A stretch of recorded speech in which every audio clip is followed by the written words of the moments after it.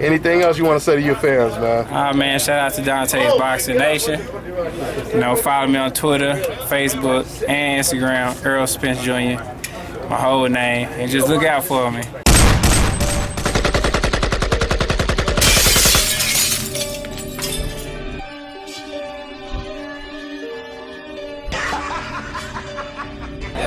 Yeah. I'm gonna push for them. Either they gotta give it a shot or they gotta vacate or whatever, but somebody gonna give me something. Oh, you gonna be on that hashtag, just give me my belts, huh? Just give me my belts, like man. Golovkin, give me my belts, man. Oh yeah, ain't no excuses. I mean, any fight can happen. It just take both fighters. If they both fighters agree to the fight gonna happen. That's what it is, man. Yeah. Hey, man, well, thanks for your time. I look forward to seeing you when you eliminate. A lot of people ducking, man, you know. What's up? Say a lot of people ducking. A lot of people ducking. Tell it, hey, go ahead. Hey, speak the truth, man. Go ahead and put it out there. I got your t-shirt. I gave you a t-shirt. You remember at the MGM? It was him. I thought, okay. You did give me a t-shirt. Yeah. Hey, you got a rock one for me, man. Throw it on Instagram or something, man. Give him one. Okay, I got you. I got both of you. What size? Lord. I got you. Don't even worry about it. You don't even trip. Yep. Hey, thanks for your time, brother. Anything else you want to say, man? Nothing, man. Just keep supporting me, man. I'm gonna turn up and get the IBF belt. Then I'm gonna get the other belts. Then become undisputed welterweight champion. That's what it is. My man Errol Spence, the truth.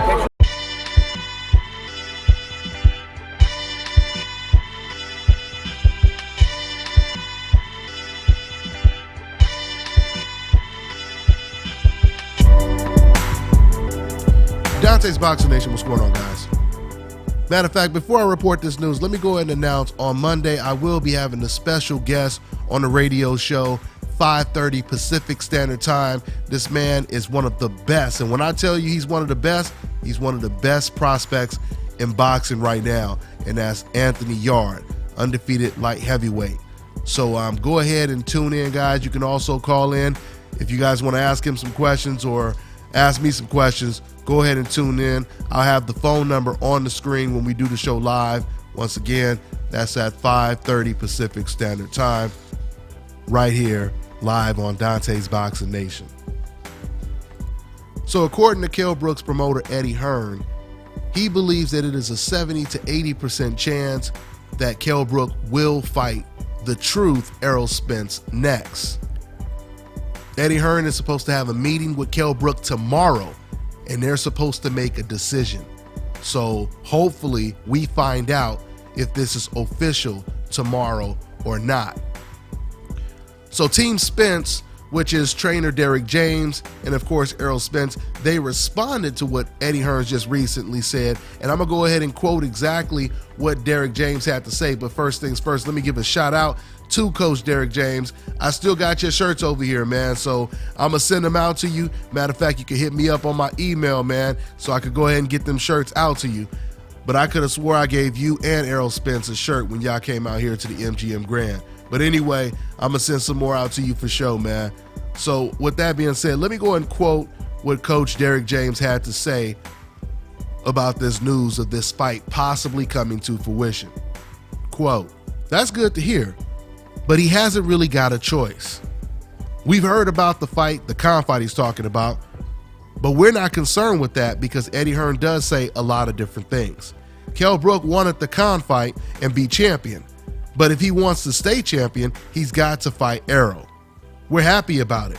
We've worked a long time to get where we are, and the outcome has made us happy. I can tell you, it's going to be a pretty good fight. We're expecting it to happen in the next 3 to 4 months, and fighting in the UK is not a problem at all." End quote. Now, Coach Derek James, he will go on to basically say he's only watched one fight of Kell Brook, and that was the Golovkin fight. He says he's a good fighter, but he ain't, and I quote, "he ain't phenomenal."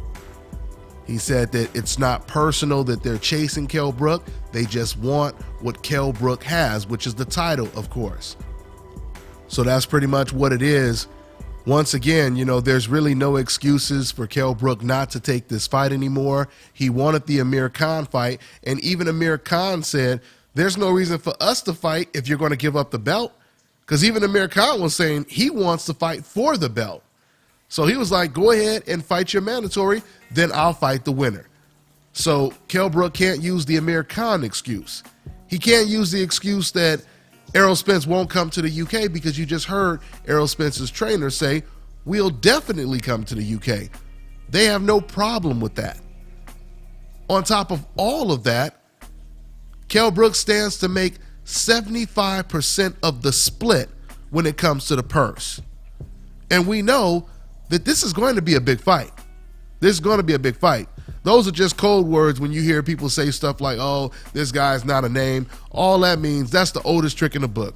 When you hear people say stuff like that, that usually means the opponent is extremely dangerous and we may not be able to beat him.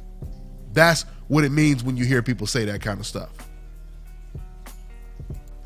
So tomorrow we're going to figure out if Kell Brook is going to surrender and hand his belt over to Errol Spence, or is he going to try to fight his way out and defend his title? And you know, I've already said this before, but I want to say it again for some of you guys that have said this in the comment section. When some of you guys try to defend Kell Brook by saying or asking the question, how can he be ducking Errol Spence if he moved up to fight against Gennady Golovkin? I keep explaining and telling you guys, number one, styles make fights. Number two, Kell Brook, he completely understood that if he moved up 2 weight classes, he's a massive underdog. If he loses to Golovkin, it's okay because he was expected to lose. He was supposed to lose. It was a David and Goliath situation, right? And on top of that, he got a huge payday for that. So it was win-win for Kell Brook. In a way, it was more lose-lose for Gennady Golovkin because he was beating a welterweight.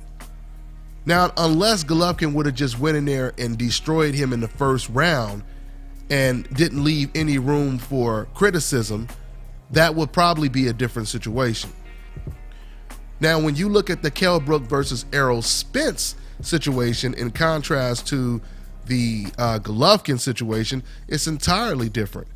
Because if Kell Brook goes in there and he gets smashed and destroyed by a guy who fights in the same weight class as Kell Brook, who has less experience than Kell Brook, and a guy that Kell Brook has been accused of ducking, if you lose to someone like that, that is a lose-lose situation for Kell Brook.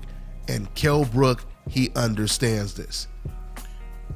Now, before I end this video, let me go back to the first point I was making when I said styles make fights. I'm going to end this video with a very rhetorical question that if you know anything about boxing and you're answering this question in your heart, then we all know the answer to the question.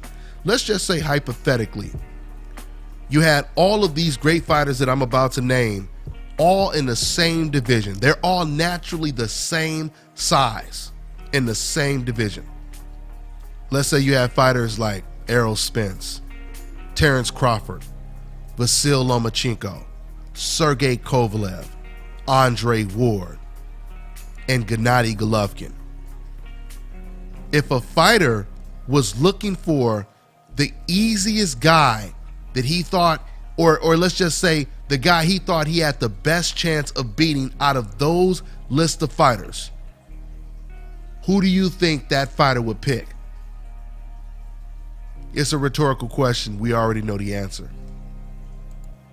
So the point is, just because you're willing to move up in weight to fight a bigger guy who may be stronger or whatever the case may be, doesn't necessarily mean that automatically means he's a harder guy to beat. I said this in my previous videos. Remember, Carl Frampton, he had an option to either move up in weight, just like Kell Brook, by the way. He had an option to either move up in weight or face his mandatory. You know who his mandatory was? His mandatory was Guillermo Rigo. So what did he do? He decided to move up in weight and face a bigger Leo Santa Cruz than a naturally smaller Guillermo Rigondeaux. So does that mean Carl Frampton gets more credit because he was willing to move up in weight and face a bigger guy? Of course not. Same thing happened with Canelo Alvarez.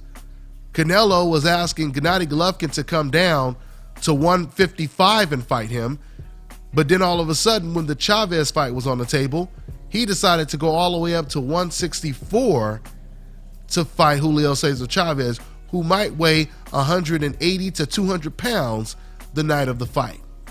Okay? Styles make fights. This is why fighters are willing to move up in weight and face a guy who they think or deem as easier than a guy in their own division. So that's all I got for now, guys. I'm on to the next one. This is Bobby, and you're watching Dante's Boxing Nation.